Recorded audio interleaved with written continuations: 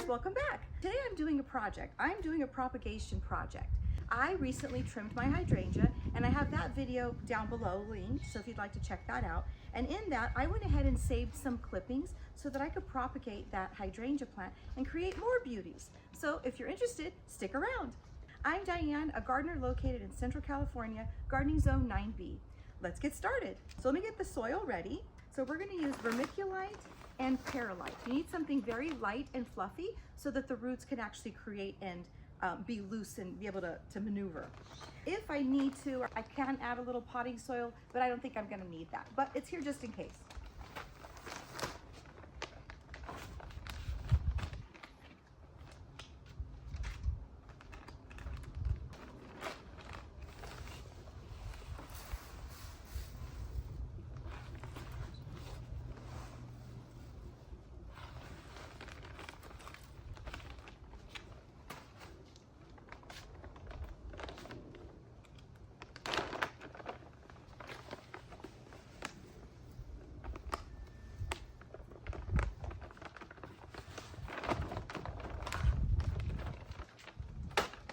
Mix these together. And I'm going to wet this.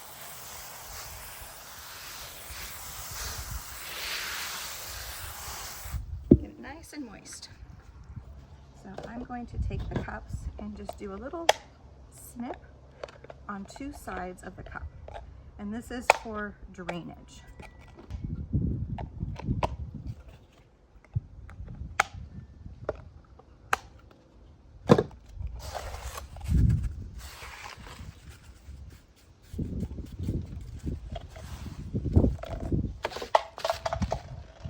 This wind is great.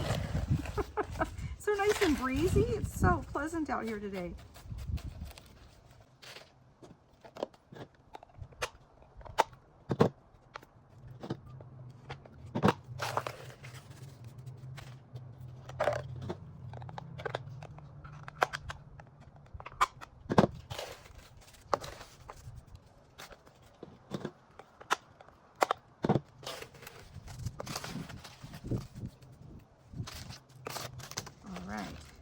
And then I'm not worried about this extra because I have another project that I can use it for. I'm going to take a pin and make the hole in each one of them.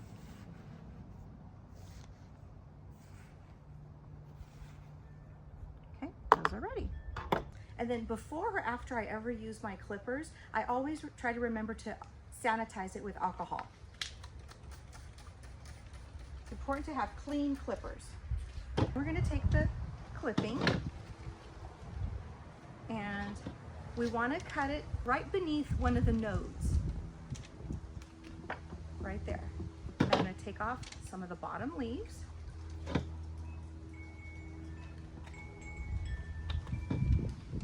Actually, I'm going to take out more. This is kind of a big one. And then we're going to cut half of the leaf off.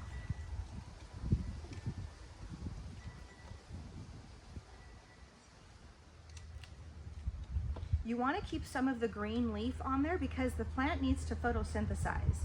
Without the green, it won't photosynthesize and you'll stop that process. So that's what a clipping is going to look like. It's got the nodes and some of the green.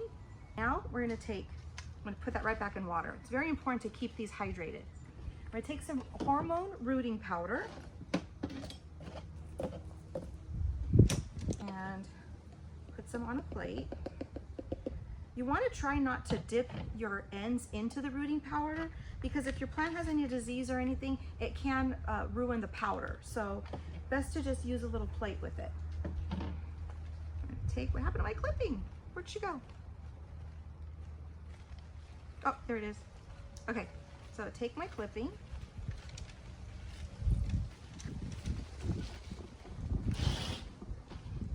And I'm going to dip it in the powder. It really wasn't wet enough. Let me wet it. And then dip it in the powder. You don't have to use the hormone powder, but it does help speed up the process. All right, and then it's gonna go into, and the reason why we did a little hole is because if I just pushed this through, it would move the powder off. kind of give that a little hug. That one's ready to go. Let's do more.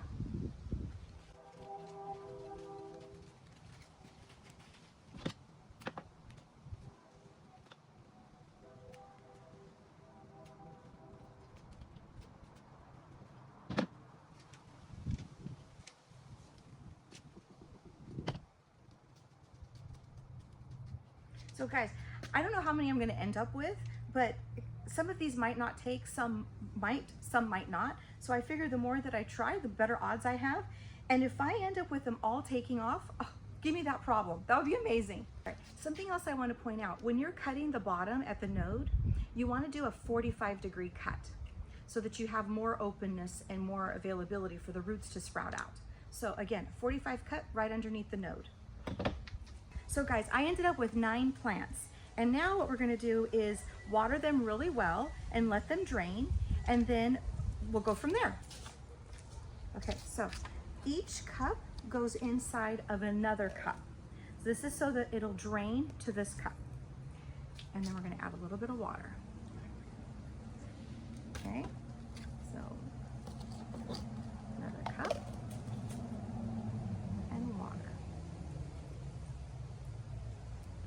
Get that really nice and moist.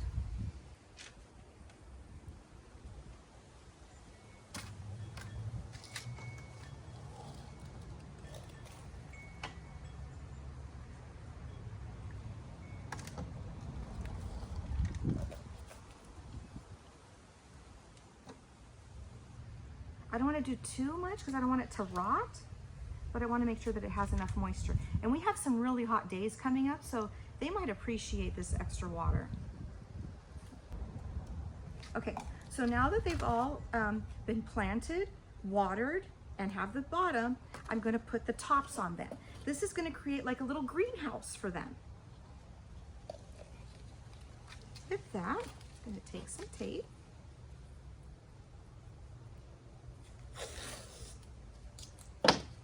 And just wrap it around. And the painter's tape will be nice because if I want to look at these or when it's time to take it off, it'll be easy to remove. Okay. So this will create a little greenhouse. The moisture that's in here and the plant, and then putting this in sunlight should create a humidity factor in here that will then encourage the root growth. So let me get these done.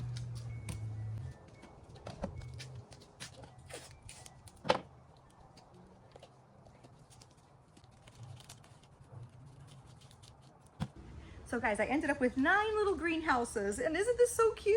It's adorable. Okay, so all of the products that I used, the Vermiculite and the Perlite, this you can get at Home Depot, and the Vermiculite you can also get at Home Depot. But I will put a link down below, so if you just want to order it from Amazon, it'll be easier. I'll have a link down below. And then the rooting powder I got from Amazon, and again, I'll have a link down below. Sometimes it's just easier to order and have it come to the door. So some of these I'm gonna put at a windowsill. I'm gonna make sure that they get I'm gonna make sure that they get sunlight, but I don't want the sun to be beating on them because otherwise it's just gonna fry the plant. So they need to have sunlight, but not direct light. And some of these I'm actually gonna put in my garden. And so that it'll have maybe morning sun, just very little, and then afternoon, make sure that it's protected. We're gonna wait 5 to 6 weeks, and then we're gonna check on them and see what the progress is. Now, during that time, I will be checking them, probably daily, I'll be honest. These are like my little babies now. I'll probably be checking them daily just to make sure they're doing okay. But for the most part, we could set them out, not worry about them for 5 to 6 weeks. I hope that you enjoyed this video, and if you have any comments or questions, please link them down below, and I'll try to get back to you as soon as I can. I want to thank you for watching, thank you for being here, and until next time, happy gardening!